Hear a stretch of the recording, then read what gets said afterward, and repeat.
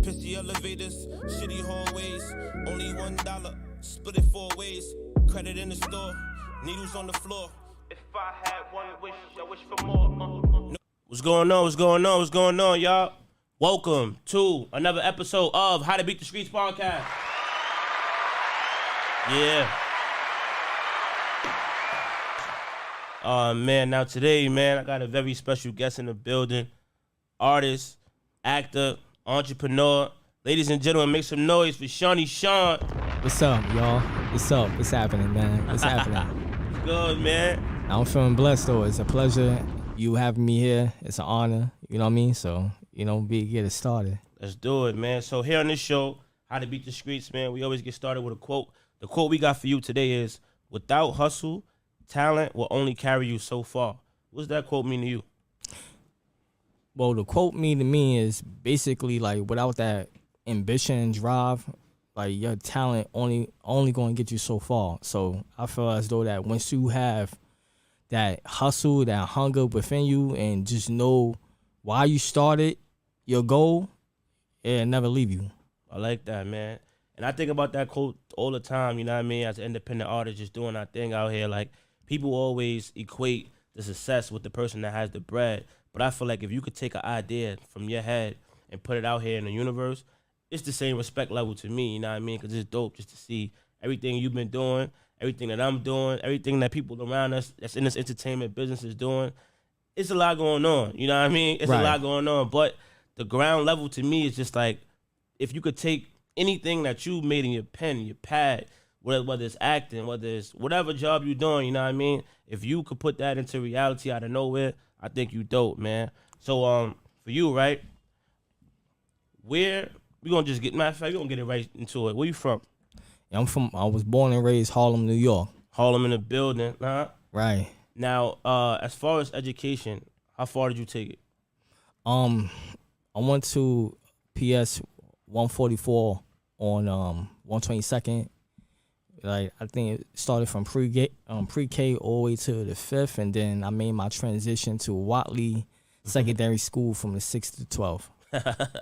I'm laughing because Watley is a school that we both have in familiar, you know what I mean? I went to Watley for 6th grade, and before the show we was talking, it was a crazy time. What year was that? I was like, that was like 03, 02. Like, that was a crazy. It was fun, but it was kind of crazy too during that time. Y'all know what we talking about, man. All y'all out here, Watley at a certain point in time, man, was a different kind of school, man. But if you from Harlem, you know all about Watley, you know what I mean? But the name of the show is called How to Beat the Streetz, you know what I mean? Growing up in Harlem, how I get in Harlem. You see a lot of great things. You see a lot of things that, hold a lot of people back. How was you able to navigate the streets of Harlem? Well, luckily I had foundation, being raised by my grandmother, and then I had like my brother, my 3 uncles, my aunt, my sister. So we all was bunched up in the same household. So it was like I really didn't struggle as a kid because my grandmother damn near gave us everything. Like, it was the fun house. Like, if you was my friend and you would have came up to like my apartment, like we be playing pool, Sega, Genesis, PlayStation, Dreamcast, just like the whole 9. So it's like everybody wanted to come to my grandmother's apartment because it was like a safe haven, just to stay away from the streets. But as a kid, when you outside, you see everything. You know what I mean? So, but I had the best of both worlds. I had that the balance. What part of Harlem you grew up in? 121st and Adam Clayton Powell, which is 7th Avenue. Okay. It's funny because I remember growing up, I went to a program. Shout out to the Harlem Children's Zone, man. Yes. A one way to beat the streets is through these programs that, whether it's Harlem, the Bronx, Brooklyn.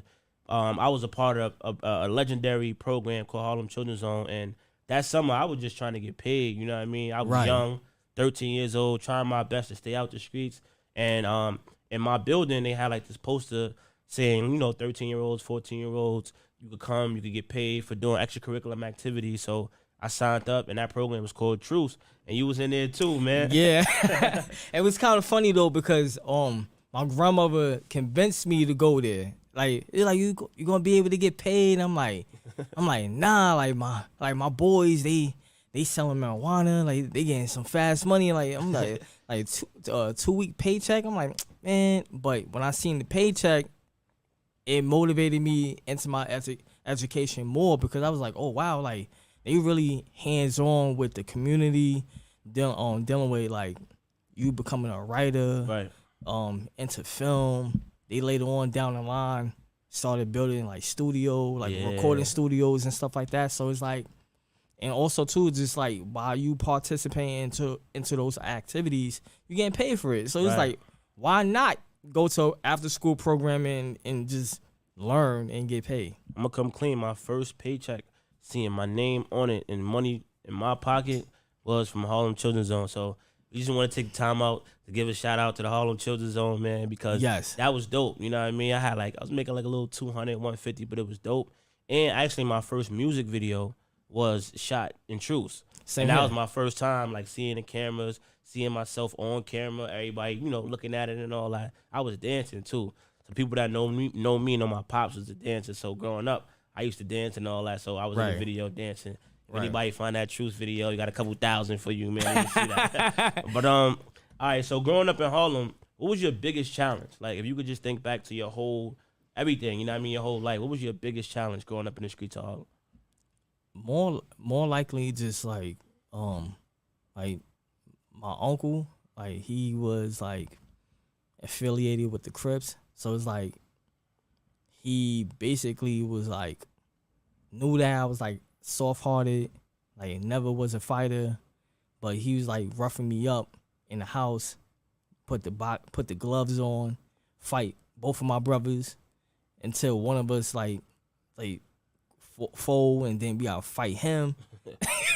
Yeah, like that was like the difficult part behind it because it's like, yo, like why you beating us up? But I never understood it. Yeah, to take you through the ring. Like I never understood it. So when I got outside, it was rough because like all my peers is like either playing ball or they like snuffing people, robbing people, like during that time period. So it's like it was kind of hard for me, like just to like being I would say peer pressure. Peer pressure was like one of those factors. Okay.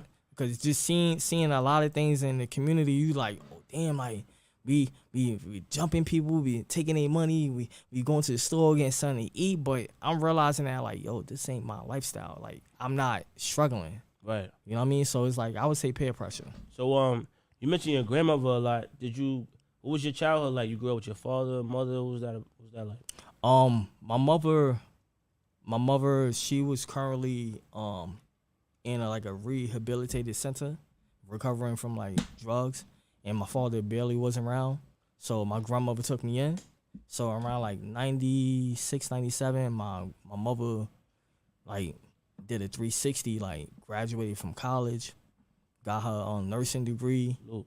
And she like, oh, I want to take my kids back. Me and my older brothers like, nah, we good. We staying over here. What age was that? I was 8. I was 8 years old. I was like, nah, I'm staying over here. Like I'm getting the best treatment over here. Like I'm getting spoiled over here. You know, like, but it was times where I spent time with my mother and I seen like the strictness that she had with my brothers and my sister. I was like, nah, this ain't it. Like, you ain't trying to go over there. I ain't trying to go over there. But my father wasn't around, so it's like I had my brother, my 2 uncles. You know, like it's just those 3 male figures. I wanted to ask that question because I feel like our story often aligns to the gifts and the talents and the things that we eventually end up doing. Right. You know what I mean? So before I get into all that, like, did your mom situation play a part on who you are today and what you're doing today, or who had the biggest influence on you? I would say most likely I would say both of my siblings, my grandmother and my mother, because the music alone, like my grandmother playing like old records, I was like, what's this? Then my mother playing like 80s records, like Bobby Brown, New Edition, like all the other like 90s, Jodeci. A classic vibe. Yeah, so it was like a gumbo pot. So I would say both of them influenced me by just being in tune, but also too, when I was growing up, I had speech impediment, so I was going through therapy. So that insecurity, I really ain't had that full confidence because a lot of people like, oh, like we don't quite understand you, and then like being teased on here and there, but it was all due to the fact that, again, drugs, whatever the case may be, between both of my parents and stuff like that. But by me going through the transition, it made me fall in love with hip hop. And we know we in the mecca of hip hop, man. We got the Bronx, we got the Brooklyn, we got Harlem, Queens, Staten Island, New York City, right? So how did you begin falling in love with hip hop, man? You kind of got into it a little bit, but let's open that a little bit more. Like, how did you start rhyming, rapping, and just getting into doing your music thing? Well, it was a kid on, like, he's my former friend. His name is DJ. Call him the boy Ice. He had the CD of like all the locks, instrumental, and DMX. So I was in his crib. He's playing these instrumentals.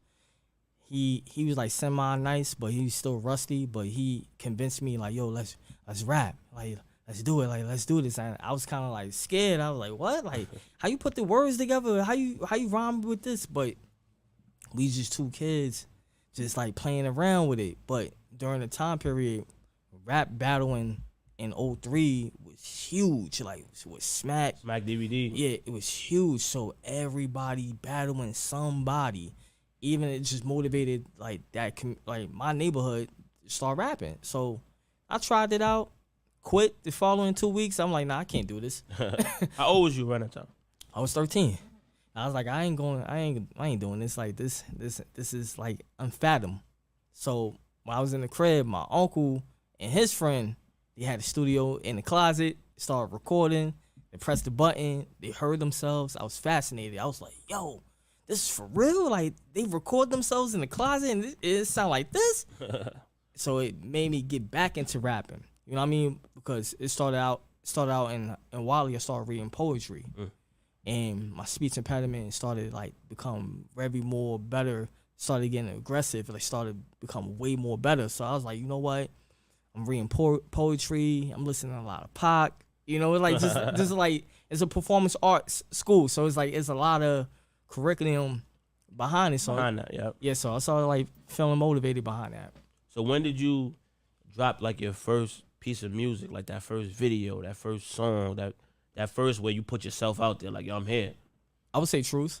What was that? It was a song? It was a song. It was like a blend of old school, new school. So they did a mix of the new school record and mix it up with the old school record. So they wanted us to do like a dedication, rapping new and then rapping old. Shout out to Truth. Yeah, but I already had a little edge amongst all the people because I started listening to like Kane, Big Daddy Kane, Rakim, G-Rap, Nas. So I started digging deep. I was like, yo, like I heard Kane made the song Set It Off. I was like, whoa, like he rhyming fast. I'm studying him hard body to the point where his whole style changed my whole writing ability. And then when I started rapping, I was like just like start battling, like trying to outshine everybody. Everybody's like, yo, you sound so advanced, this and that. How you doing that? I'm a head for head. I started listening. So you stay in the game from there. Yeah. So I just started studying Kane and Rakim, but also too I started studying like the culture of hip hop. So I started watching movies like Beat Street, Wild Style, Clutch Groove, just to find out the origin. Oh, you got some classics in there, man. Yeah. Hold on. All right. So now, just thinking about your whole story, right? Just hearing from the start to where you was at now, right? Right. What was your first piece of success when it came to the music, where you was like, yo, I might have a chance with this?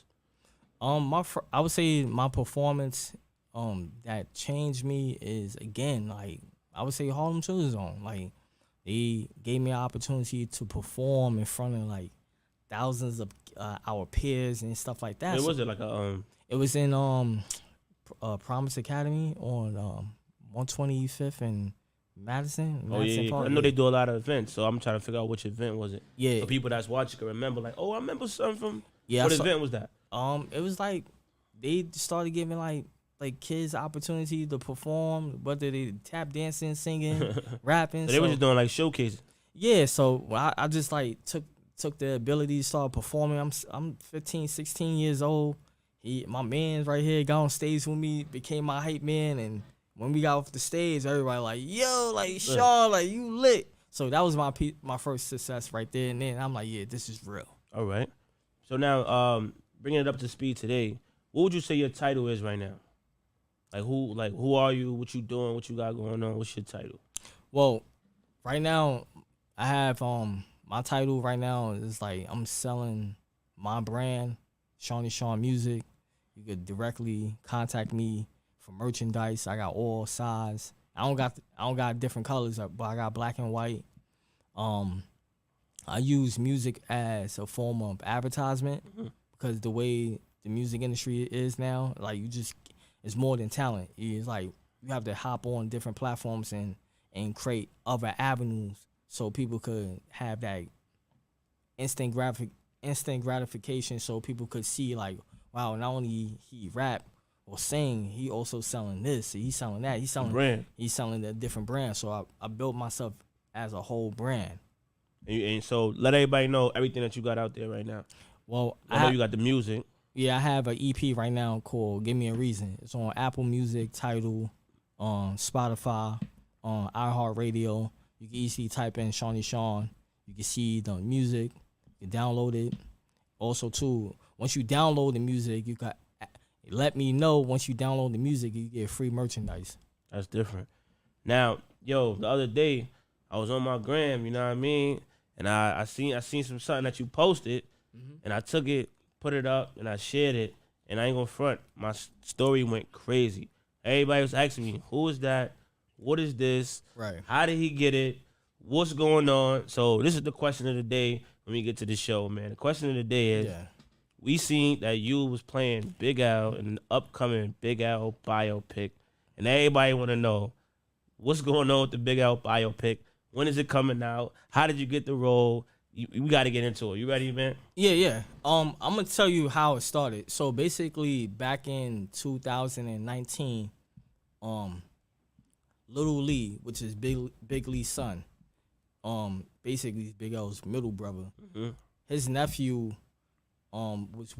collaborated with this guy from Atlanta, and basically they came back to the oldest brother, which he's currently alive right now. His name is Don Fennessy. So they collaborated together to put the pilot together, but during the process of it, Little Lee died. So that particular producer wanted to like continue on putting the pilot together. So Don gave the dude an opportunity to see how this was gonna come about. So two associates of mine contacted me and asked me like, would you want to participate in a big old biopic? I said, yeah, why not? So I met with the producer from Atlanta. He came to Harlem, looked at my face, looked at the mirror. He like, can you do a video audition? I said, yeah, sure. Like, what song? He like, any song.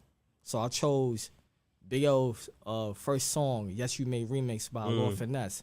So I did that video in 2 days, sent it to the guy. He was impressed. The following month, he wanted me to do an indoor audition to rap the 98 freestyle in front of the director and McGruff from Children of the Corn. Excuse me. Shout out to him.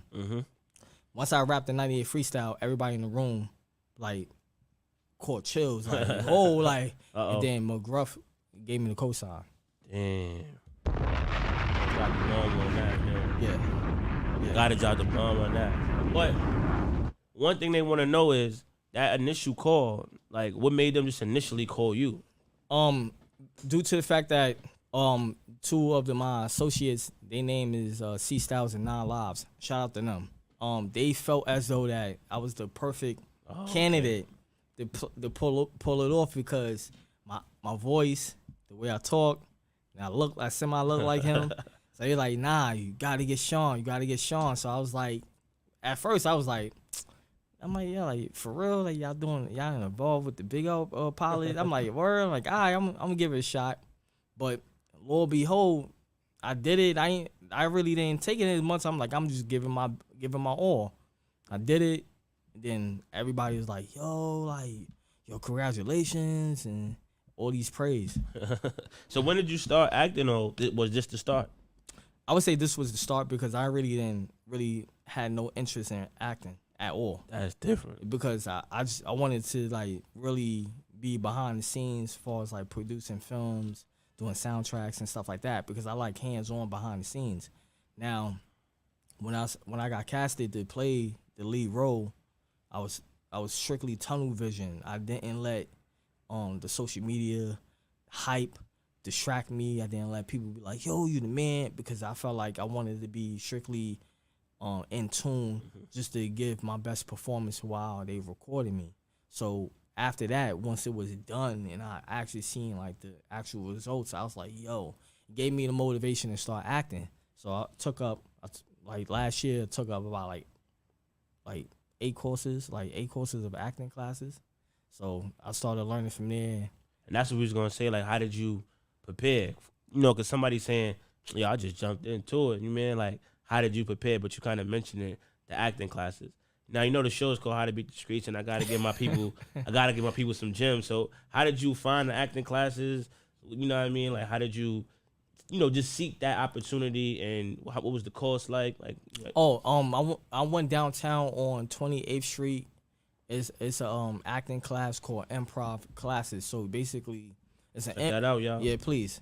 It's an improv course where it don't cost that much. It's like $35 for only like 3 hours, and then you have to remain that character throughout the whole day. Like whatever character that you have in mind that they ask you to become, you have to become that character all day. You can't break character. Let's do it. So that day when I participated into the course, I had fun with it. It's like these people, everybody was acting, sticking to their role, and it was like a positive aura. So I was like, you know what, I'm gonna continue on taking the course. So I started taking the courses and stuff like that. So that's dope, man. That's dope. So your number one question, man, is it coming out? Now, well, I'm gonna be very straightforward. So once the pilot was completed, the state, which the older brother, had a different approach behind it. Once he seen the pilot, he wanted to take it to a different approach, and basically two differences in between the business. So he postponed the whole pilot. So pilot been on hold since 2020 all the way to now, and the producer from Atlanta made an article which is on Hip Hop 1986 explaining why it got postponed and all this other stuff. So right now it's like it's on a standstill until the older brother makes that decision, whatever he want to be able to whether he want to do a documentary or he want to collaborate with somebody else that basically going to give that full-fledged story. Mm-hmm. We had to ask that, you know what I mean? Big L, that's a powerful story, man, especially from a fellow guy growing up in Harlem, man. Big L is definitely a big inspiration.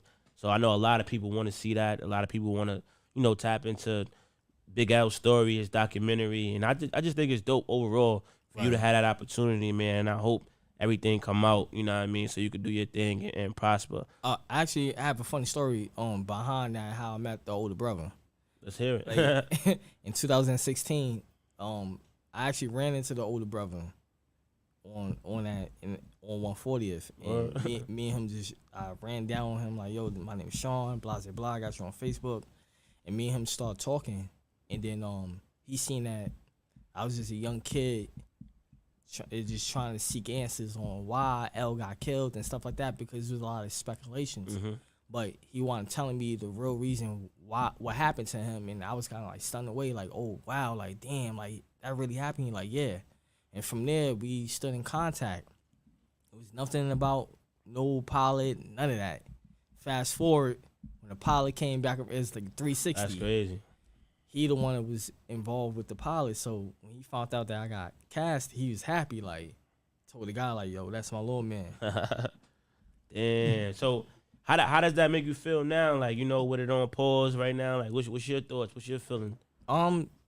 Everything's on God's timing, because I look at it like this: like, if it's meant to be, then it's meant to be, and whoever the brother decides to like make that decision, he gonna make it make sense so the world could see his little brother story being told in the correct way, because at the end of the day, everybody trying to like look for a dollar, but us in the community want to see this story come into fruition. Right. So hopefully everything's on God's timing. So it's like it's bittersweet. I'm not even mad about it. So how did you take that momentum and then utilize it on your hip hop journey? Like, how did that energy inspire you to keep doing what you're doing? Well, it started, honestly, that right there made me get into more acting classes. I was like, you know what, I'm gonna start participating into other like films and stuff like that, because hip hop now is so saturated that hip hop is right now at this current state is more underground than mainstream, because it's so much music out there that the only thing that you have to do is get on these podcasts. You gotta produce. You gotta sell merchandise, because the art of it is 5% talent, 95% business. Dang, I hate hearing that, by the way. I hate hearing that, by the way, man. Because that just always make me think like, damn, what's going on in New York City hip hop? I'm not even gonna talk about hip hop as a whole. Right. Like, what's going on in New York City hip hop, and do you think New York City is still running hip hop? And if not, what do you think it's gonna take for us to get back to that, forefront of running hip hop? Well, I'm gonna say this though. I shout out to like all of the veterans that held New York down, because in they beef. You know what I mean? Like there's certain mainstream artists, they still have their little beefs, but you got people like Cam and Mace, like they had beef for over 25 years, and it just came down. It's like, you know what? It's not even worth it. Let's give people what they want, and just gave kids like me and you, like, yo, they in they beef, even with 50 and Fat Joe in they beef. You know what I mean? It's great. Cam and Mace. Right, it's great. But now, like, with our peers, it's ego.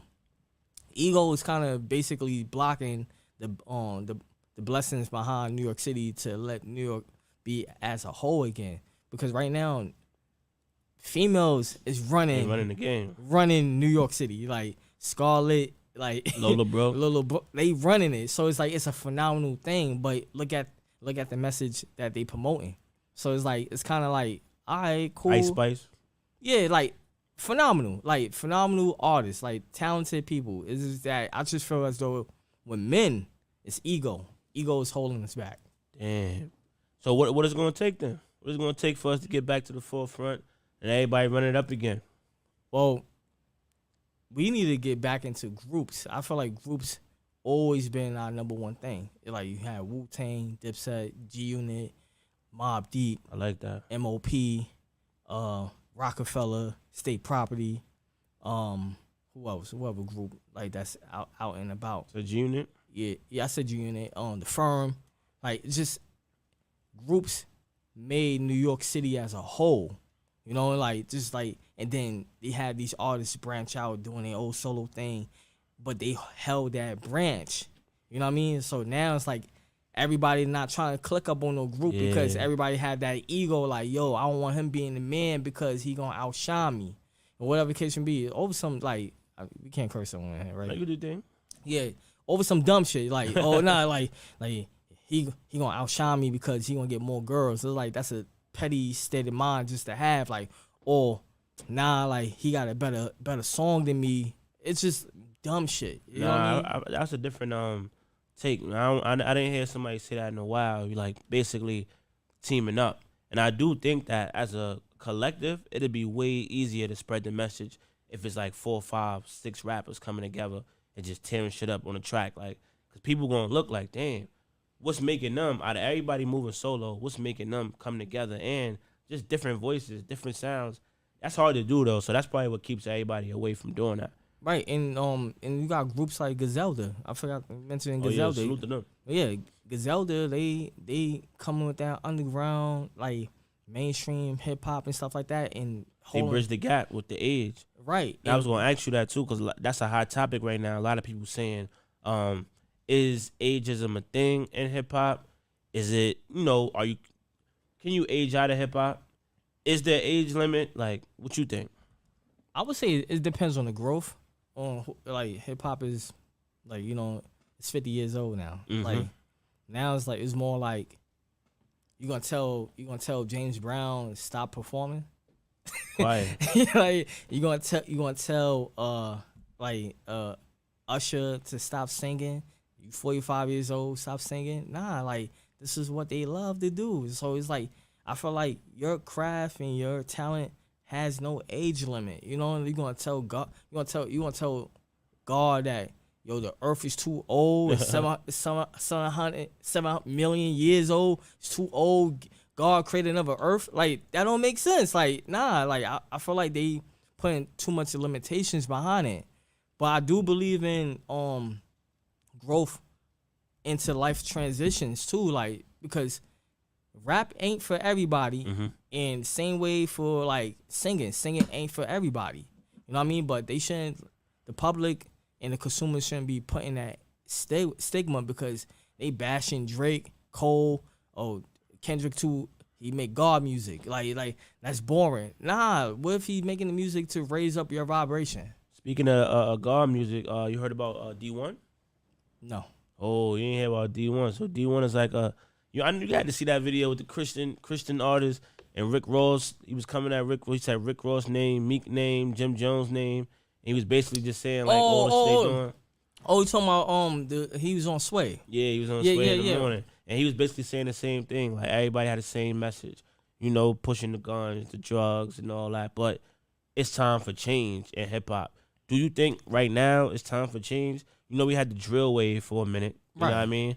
I don't know. Right now, they changed like the Jersey beats a little bit. Mm-hmm. Where do you think it's going? And do you think right now is a perfect time to bring change to the game? Well, music always had a balance. So it's like you can't, if you're gonna talk about the negative aspects of the environment, you gotta talk about the good aspects of an environment because like hip hop has that balance. It should always bring that balance because without it is like people such as him going to feel like they are pro anti rap because it's like yo, you poisoning the youth and stuff like that. Like instead of you promoting that music, promote something that like yo, today was a good day. Ice Cube promote a song like that you're gonna be like, oh wow, like damn, that's different. Mm-hmm. You know what I mean? But like where the direction where music is going, we don't know because it's kind of flaky. So what do you feel like you bring to the game? Like basically like I'm gonna keep it real with you. Like just you gotta come in the game, being yourself, being yourself, being truthful. Taking a risk, like that's me. Like I'm willing to take a risk, willing to put myself out there, willing to push my brand, willing to let people like my music and be great consumers of my music. Because people can like the music and they may not be a fan. Right. You know what I mean? I want people to become a fan of my music. I want people to become attached towards my brand. I also got a T-shirt for you. Whoa, we got gifts. Hold on. We gotta clap it up. You know what I mean? Like, that's my brand right there. Sean Music. You know what I mean? I check that out, y'all. Good. I just bought the black.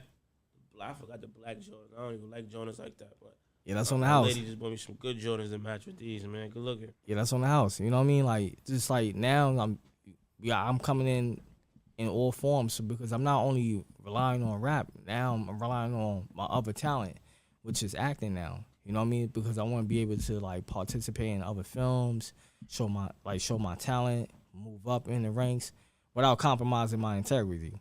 What you mean by that? You see what's going on, man. You see what's going on. Like I don't try to be raw, but you got certain higher ups raping bitches, you know, it's going like the industry. I'll say this though, right? So when you think about the music industry, it seems like the music industry always have, dark sides to it. You know what I mean? Right. It is what it is. So that's why when I asked you that question, what would you bring to the game? It's like if you, I don't know, got a record deal or if you made your way in there, like what would you do to change reality for the next generation of hip hop? I would say just me going to the community and like going to the the centers and stuff like that, speaking with the youth, Right. letting them know like, yo, listen, it's all right to like promote your talent. Just make sure that you make the money, take care of your family. Also, once you take care of your family, take care of the community that you came from. You know what I mean? Like, without coming in with your chain on and boasting, bragging, and stuff like that, because it's out of 1,000 people, it's one hater that ain't gonna like you. Right. You know what I mean? So it's like you gotta have that balance where when you come in, like, I'm gonna come in speaking to the youth. I'm gonna motivate them. I'm gonna encourage them. I'm gonna give them game. Like, yo, you 15 years old, your mom's giving you money, or you doing these part-time jobs. Start a Roth. Get yourself on life insurance. Gems. You know what I mean? Like, just like you gonna have your fun. Like, if you gonna think about being a entrepreneur, that's where it starts at. Build your credit. That's a fact. Now look, so for everybody out there checking us out on YouTube, what's your favorite Seany Sean song? So when they look at this video, they know, yo, this one right here, if you want to start with my catalog, you gotta start with this joint right here. I would say my favorite song on YouTube, I would say Blanking Out. Blanking Out. Blanking Out. Seany Sean, Blanking Out. That's how they find it. Yes. Why that's your favorite? It gave that New York feeling. I was at a club, at a lounge, like with some nice joints. like got a little smack. We left them. I left my boy. I was on the train station, played the record. I just heard start seeing words like blanking out. I'm like, oh, I'm gonna take that. Went home, wrote the hook, smack, Right. Went to sleep, got right back up, wrote the record, and shot the music video, put it out there, and that's everybody's people's favorite song. I was like, oh snap, like it wasn't my favorite. I won't keep it real with you, but people like it. It be like that. Make sure y'all go check that out, man. This guy's doing some great work. This part of the show, we call it Grandma Love. And Grandma Love is just like, can you share, and it's crazy because you definitely, talked about your grandmother a lot in the beginning of the interview. So Right. Can you just share a gem that your grandmother gave you that's just like, I got to share this with the world because it really helped, you know what I mean, put you on a positive pathway. Damn. Yeah, that's deep. That's deep. If it was like one message that my grandmother gave me, definitely she told me that, like, never stop doing what you love. Like never stop doing what you love. Like, if it's in you, don't let family, friends, your significant other derail you from your path, because the moment that you stop and you let other outside forces stop you from that, it's over. I like that. That was dope. Now, putting you on segment, can you just share with us a book, movie, song, poem, anything that, you know what I mean, just keep you motivated when you're just trying to keep that engine going? You said book. I read a lot of books. That's dope. I read a lot of books. The book I'm currently reading right now is The Power of Now. My lady gave me that book, bought that book for me. I forgot the author name, but The Power of Now basically describes of like, yo, your power is now, and you the only one that could shape and mold your reality right now and let it ripple, because everything is moving and constantly moving in vibration. So whatever you think of and you put it out there, you constantly moving, you putting intense focus onto that, it's gonna ripple. I like that. I'm gonna check that book out myself, matter of fact. In The Power of Now. So if this was a movie on your life, and everybody, we at the end of the movie, we in Magic Johnson Theater, you know what I mean, and the credits is coming on, what do you think everybody will walk away? 3 key takeaways that everybody will walk away from your life story right now. Damn, it hit me hard with some good questions. Like, I'm gonna keep it real with you, and like, it may sound like I want people to understand that, like, this person went through a great childhood, but he also had some struggles within it, based on like speech impediment, transitioning from music to acting, going through like a financial hurdle, bump my head, come right back, you know, full surface. Also, too, it's like the ending has to be me becoming the bad guy. You becoming the bad guy? Mm-hmm. Getting over it, or you ending as the bad guy? I'm ending as the bad guy. Why is that? Because everybody respect the villain more than the hero. Ooh. So what you think about the world then? Why does the world respect the villain more? Look at the current times that we in. Nobody, like, you think, no disrespect to any woman. I love every woman. Tread lightly. Yeah, I mean, as my brother said, we try to keep the water on, man. I love every woman, especially my lady African American. But you gotta think about the energy. Women don't respect the feminine sides of men now. Men too feminine. So now they talking reckless to them. They don't want no push. I just want a rough. Yeah, that part. But now it's like, and then men don't even respect men no more because of the whole situation of if you that side. What I mean by if you that side, like meaning that if you like men, that's your perspective. But also at the same time too, like everybody want to be a spectator. So it's like you want to be a spectator. All right, cool. And when you try to be good, they're not respecting it. When you try to do something correct in your life, they're not respecting it. Sometimes you gotta snap into the mode, like, you know what? I don't give a fuck, man. Like, I don't fuck what y'all feel. Mm-hmm. Like I'm that nigga. Listen, I'm a ball out. You're gonna see me get property. You're gonna see me have these kids look up to me. If you old and washed up and you're like, I don't like you, I don't care. Like I don't owe you nothing. Like, well, like, yeah, I'm that guy. Like, that's the bad guy mentality. Like, yo, everybody don't respect the hero because the hero, they look at the hero as a lame. Everybody want to be a joker. Dang. I hate hearing that, man. I'm trying to be a hero, man. You know what I mean? I understand what you're saying. Like, I was like, just like no funny shit. I was just I was in the crib getting prepared. I was literally watching King of New York, the movie with Christopher Walken. Classic. I was watching that, and I see how he's moving, tall white man, smooth, mingling with the politicians, mingling with the drugs.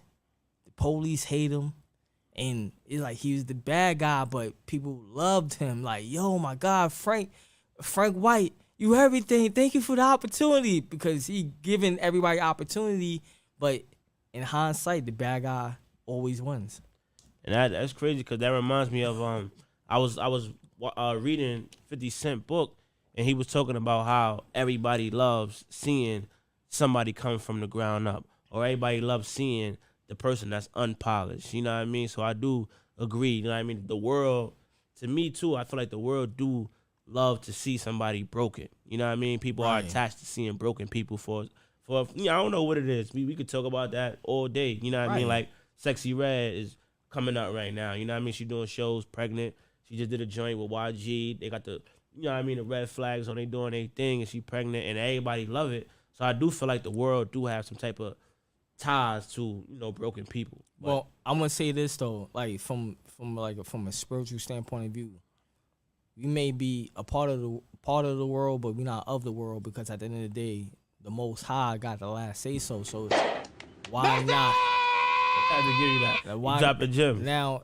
if you protected by the Most High, by his aura, you're not gonna be like, so when you're moving towards his energy, you gotta be the bad guy in this world to be appreciated in the other realms once we decease off of this world. Wait, I'm confused, because if you the bad guy, how you gonna be accepted in the other world? No, meaning, so I'm gonna break it down to you. You don't have to be evil towards people.